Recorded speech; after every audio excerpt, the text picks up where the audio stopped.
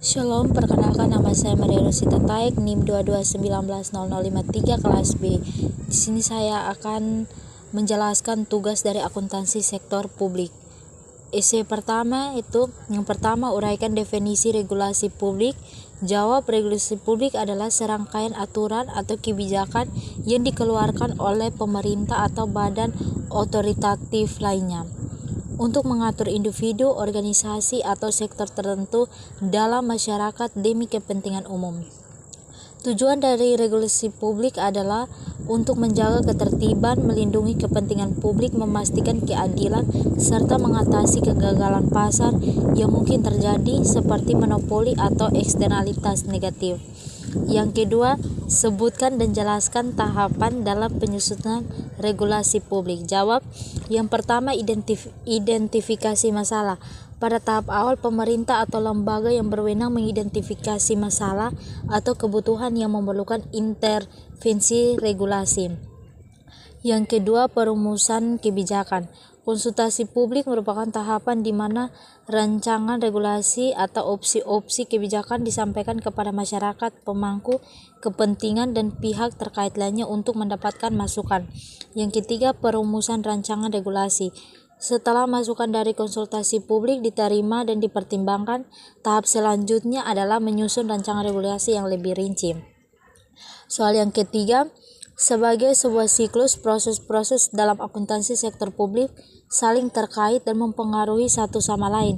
Berikan alasan dan contohnya. Jawab, proses dalam akuntansi sektor publik beroperasi sebagai sebuah siklus yang saling terkait dan mempengaruhi satu sama lain, karena setiap tahapan dalam proses akuntansi membentuk dasar bagi tahapan berikutnya. Contohnya, jika pemerintah daerah membayar kontraktor untuk pembangunan jalan tetapi tidak mencatat transaksi tersebut dengan benar, ini dapat menyebabkan perbedaan antara anggaran yang disetujui dan realisasi pengeluaran. Soal yang keempat, sebutkan pihak-pihak yang terkait dalam tahapan perencanaan publik. Jawab, yang pertama pemerintah, yang kedua Dewan Perwakilan Rakyat, yang ketiga masyarakat, yang keempat organisasi masyarakat sipil, yang kelima akademisi dan pakar, yang keenam sektor swasta, yang ketujuh badan perencanaan, yang kedelapan lembaga internasional, yang ke-9 media, dan 10 lembaga pengawasan atau auditor. Soal yang kelima, berkisar pada apa sajakah rumusan permasalahan dalam masyarakat? Coba sebutkan. Jawab, rumusan permasalahan dalam masyarakat dapat berkisar pada berbagai aspek kehidupan yang mempengaruhi kesejahteraan, keadilan, dan kualitas hidup. Permasalahan ini sering muncul akibat kesenjangan antara kondisi yang diharapkan dengan realitas yang ada. Yang pertama, permasalahan ekonomi, yang kedua permasalahan pendidikan, yang ketiga permasalahan kesehatan, yang keempat permasalahan lingkungan, yang kelima permasalahan sosial dan budaya. Soal yang keenam, sebutkan tugas tahap penting dalam pembahasan draft regulasi publik. Jelaskan. Jawab, pembahasan draft regulasi publik merupakan bagian penting dari proses pembuatan regulasi yang melibatkan beberapa tahapan utama untuk memastikan bahwa regulasi yang dihasilkan relevan, tepat sasaran, dan dapat diimplementasikan dengan baik. Yang pertama, tahapan konsultasi dan partisipasi publik. Yang kedua, tahapan pembahasan internal dan revisi. Yang ketiga, tahapan pengesahan dan finalisasi. Soal yang ke-7, dalam tahap pengesahan dan pengundang regulasi publik, mengapa tahap penyebarluasan atau sosialisasi regulasi publik harus dilakukan? Berikan penjelasan. Jawab, yang pertama, memberikan pemahaman dan kepastian hukum. Regulasi publik yang baru disahkan harus dipahami oleh semua pihak yang terlibat atau terdampak, termasuk masyarakat, pemerintah, dan sektor swasta. Soal ke-8, siapakah perancang regulasi akuntansi sektor publik? Jawab, Dewan Standar Akuntansi Pemerintah, Kementerian Keuangan, Badan Pemeriksaan Keuangan, Ikatan Akuntan Indonesia, Dewan Perwakilan Rakyat, dan Komite Standar Akuntansi Pemerintah Internasional. Soal ke-9, apakah yang dimaksud dengan judicial review? Adalah proses di mana pengadilan memeriksa keabsahan atau konstitusionalitas suatu undang-undang, peraturan atau tindakan pemerintah.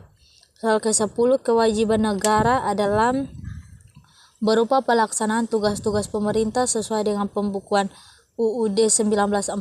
Sebutkan kewajiban negara tersebut. Jawab. Yang pertama, melindungi segenap bangsa Indonesia dan seluruh tumpah darah Indonesia.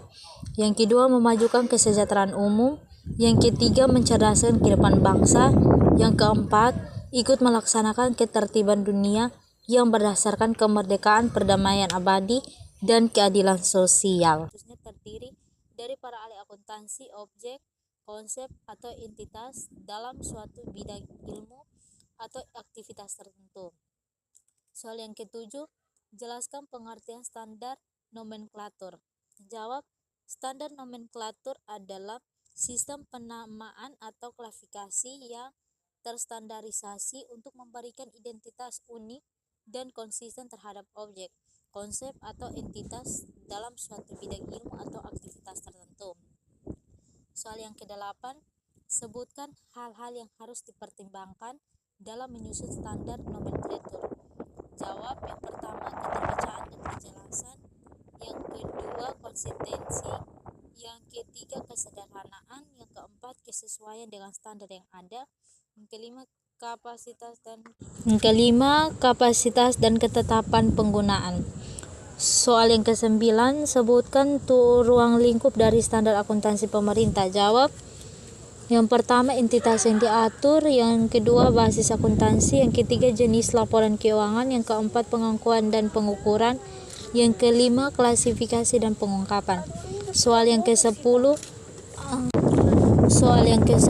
apakah tujuan disusunnya standar pemeriksaan keuangan negara? Uraikan. Jawab. Tujuan utama disusunnya standar pemeriksaan keuangan negara atau SPKN adalah untuk memastikan bahwa pemeriksaan atas pengelolaan dan tanggung jawab keuangan negara dilakukan secara profesional, objektif, transparan, dan akuntabel. Esai yang ketiga, yang pertama, uraikan mengapa akuntansi sektor publik perlu dipelajari secara tersendiri. Jawab. Akuntansi sektor publik lebih fokus pada transparansi, akuntabilitas, dan pengelolaan dana publik yang penting untuk mempertanggungjawabkan penggunaan anggaran kepada masyarakat. Soal yang kedua, sebutkan perbedaan akuntansi sektor publik dan akuntansi bisnis atau swasta. Jawab. Yang pertama, sektor publik bertujuan untuk melayani masyarakat, sedangkan sektor swasta berfokus pada profitabilitas. Akuntansi bisnis atau swasta bertujuan untuk menyediakan informasi keuangan yang berguna bagi pemilik, investor, dan pemangku kepentingan untuk pengambilan keputusan ekonomi seperti profitabilitas kinerja perusahaan. Soal yang ketiga, sebutkan contoh keunikan akuntansi sektor publik. Jawab. Penerapan anggaran berbasis kinerja, di mana anggaran tidak hanya berdasarkan input tetapi juga hasil dan dampak dari program yang dilaksanakan. Soal yang keempat, akuntansi sektor publik di Indonesia sangat jauh ketinggalan bila dibandingkan dengan akuntansi sektor swasta. Jelaskan pernyataan berikut. Jawab. Disebabkan oleh keterbatasan sumber daya manusia, kurangnya pemahaman tentang prinsip akuntansi yang baik, dan sistem yang belum sepenuhnya terintegrasi. Berbeda dengan sektor swasta yang lebih mengikuti standar internasional, sektor publik menghadapi tantangan dalam penerapan sistem yang efektif. Soal yang kelima, sebutkan beberapa perbedaan antara laporan keuangan sektor publik dan laporan keuangan swasta menurut Dickerman dan Taylor dalam Henley et al. 1992. Jawab. Yang pertama, laporan keuangan sektor publik berfokus pada akuntabilitas. Yang kedua, sementara sektor swasta lebih berorientasi pada laba dan pertumbuhan. Soal yang keenam, sebutkan persamaan akuntansi sektor publik dan akuntansi swasta. Jawab. Keduanya menggunakan prinsip dasar akuntansi yang ada dan bertujuan untuk memberikan informasi yang berguna bagi pengambilan keputusan. Soal yang ketujuh, sebutkan konsep dasar berfokus pada penilaian kinerja suatu organisasi sektor publik saat ini. Jawab. Penilaian kinerja organisasi sektor publik merupakan proses untuk mengevaluasi efektivitas, efisiensi, dan akuntabilitas suatu instansi dan mencapai tujuan serta memberikan pelayanan kepada masyarakat. Soal yang ke-8, sebutkan 2 hal yang mengenai kesulitan dalam benchmark penerapan ukuran kinerja swasta ke sektor publik. Jawab. Yang pertama, tujuan yang berbeda. Yang kedua, variasi dalam output. Soal yang ke-9, jelaskan perbedaan kultur di organisasi sektor publik dengan kultur organisasi bisnis atau swasta. Jawab. Yang pertama, sektor publik adalah melayani kepentingan publik, memajukan kesejahteraan masyarakat, dan melaksanakan kebijakan pemerintah. Yang kedua, sektor swasta itu berfokus pada keuntungan dan pertumbuhan finansial. Tujuan adalah memaksimalkan laba bagi pemegang saham atau pemilik serta mempertahankan keberlanjutan ekonomi jangka panjang. Soal yang ke-10, sebutkan dasar hukum organisasi sektor publik dan organisasi bisnis atau swasta. Jawab. Organisasi sektor publik biasanya diatur oleh undang-undang pemerintahan dan peraturan daerah, sementara organisasi bisnis diatur oleh undang-undang perusahaan dan hukum komersial yang berlaku. Esai yang keempat, soal yang pertama, apakah yang dirumuskan dalam kerangka konseptual akuntansi sektor publik? Jawab. Itu merumuskan dasar-dasar dan prinsip-prinsip yang mendasari penyusunan laporan keuangan, termasuk tujuan dan pengguna dan karakteristik informasi yang harus disajikan. Soal yang kedua, sebutkan tujuan dari kerangka konseptual akuntansi sektor publik. Jawab. Yang pertama, menyediakan dasar akuntansi. Yang kedua, meningkatkan akuntabilitas. Yang ketiga, memfasilitasi pengambilan keputusan. Yang keempat, berikut mendukung transparansi dan memastikan kepatuhan. Soal yang ketiga, sebutkan dan jelaskan asumsi akuntansi.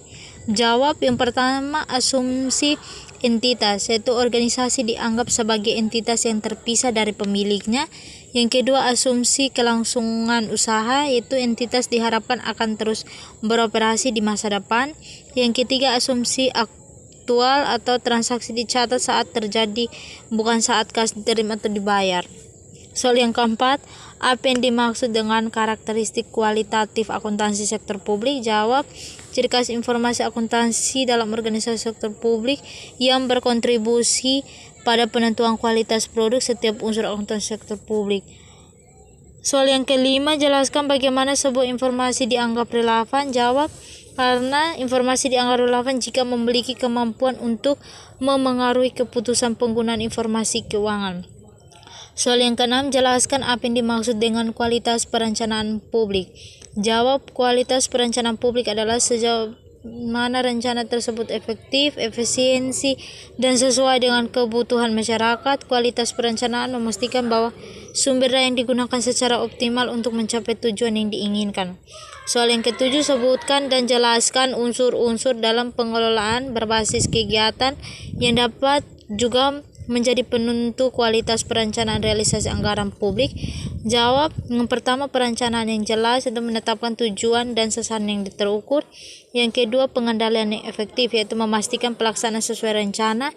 Yang ketiga, evaluasi kinerja, itu mengukur pencapaian dan dampak dari kegiatan yang dilaksanakan. Soal yang ke-8, karakteristik kualitatif kualitas output anggaran publik. Jawab. Yang pertama, efektivitas. Yang kedua, efisiensi. Yang ketiga, dampak sosial. Soal yang ke-9, uraikan tahapan dalam pengadaan barang dan jasa publik. Jawab. Yang pertama, perencanaan. Yang kedua, pengumuman. Yang ketiga, tender. Yang keempat, evaluasi. Yang kelima, kontrak. Soal yang ke-10, jelaskan pengertian kualitas laporan sektor publik. Jawab. Kualitas pelaporan sektor publik adalah tingkat akurasi, transparansi, dan relevansi informasi yang disajikan dalam pelaporan keuangan dan laporan yang mendukung akuntabilitas dan pengambilan keputusan. Sekian dan terima kasih.